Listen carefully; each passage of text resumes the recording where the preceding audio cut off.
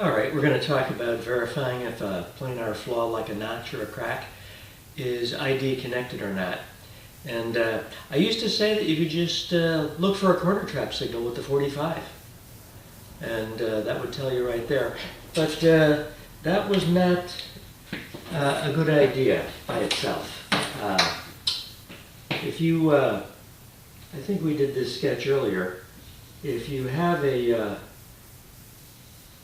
planar flaw connected to the ID, and you come in with a 45, there's a lot of ways for a 45 to bounce that sound around that corner trap. That'll bring the sound back that way. It could come in from this side of the flaw, and bounce around and come back here. It could come down towards the corner and come back. It acts like a prism. There's a lot of ways for the sound to come back. But another thing that happens is if you have a planar type flaw that's not ID connected, but close to the ID, that 45 will still reflect out of there like a prism.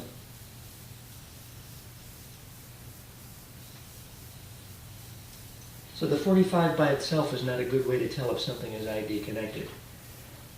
If you think you have an ID connected flaw, it's a good idea to look at it with 45 to verify it looks like an ID corner with the 45, but then you should also come in and back it up with the 60 and look at the 60. I think we went over this in an earlier video, that the 60 degrees, right at 60 degrees, doesn't reflect much sound out of a corner. But the angles, there's some beam spread to the angles that actually come out of a probe. Some of the nearby angles are much stronger, and those will give you a corner trap type signal, kind of loud, but not right at the depth that you would expect for a 60, because the 60 angle doesn't actually reflect out of the corner very much. It's the off angles that do the reflecting. Let's take a look at this on the cow blocks. All right, let's have a look at this with, let's see, we'll start with the 45, so let's hook that up.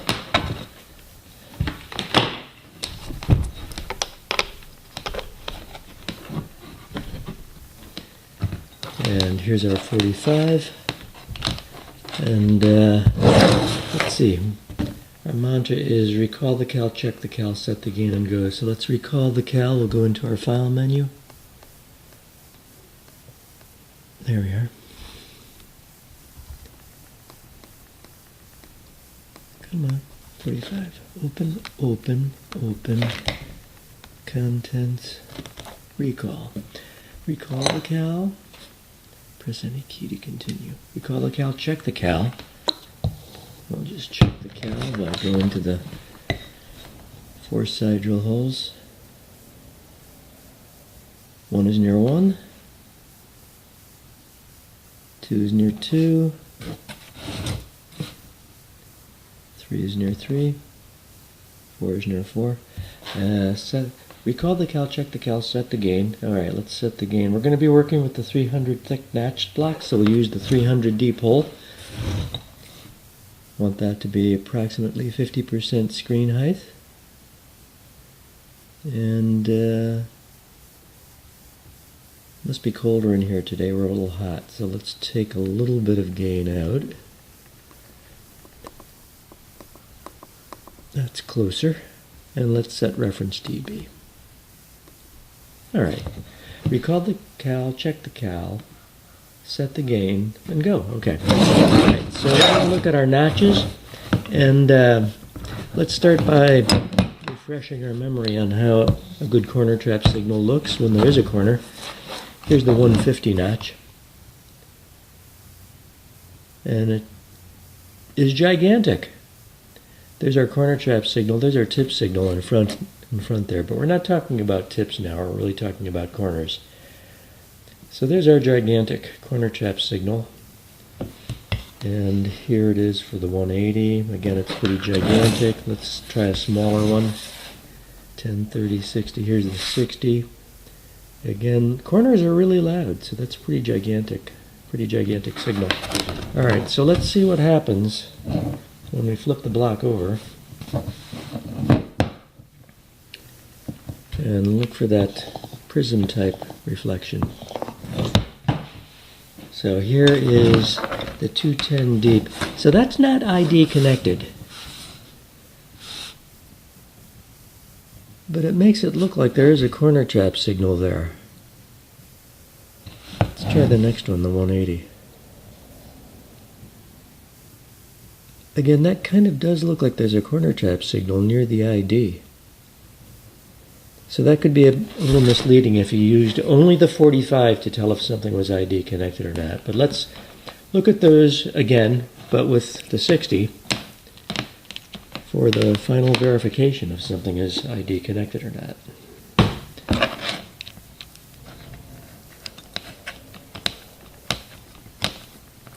There's my 60 wedge. All right, let's recall our 60 cal. Recall the cal, check the cal, set the gain, and go. File menu, open. 60, open, open, open. Contents. Recall. Press any key. Recall. Check the cal.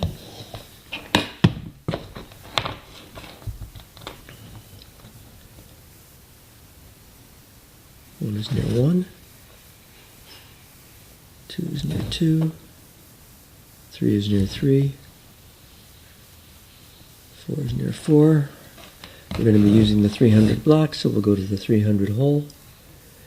We want that to be approximately 50%. Again, it must be really cold in here this morning, so we'll take a little bit of gain out, bring it back to around 50%, which is where we want to be.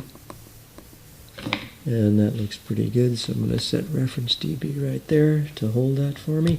All right, let's go look at these numbers now. Here's the 210 deep. There's nothing near 300 on the screen that looks like a corner.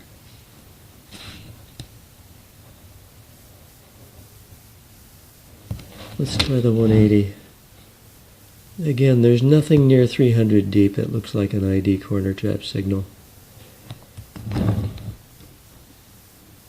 The 150. So moral of the story, if you think you have an ID connected planar flaw, you should have a loud corner trap signal with the 45 and something that looks like a corner trap signal with the 60.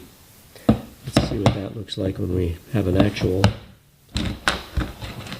corner. Here's the 150. And again, there's something that looks like a corner trap signal at the ID.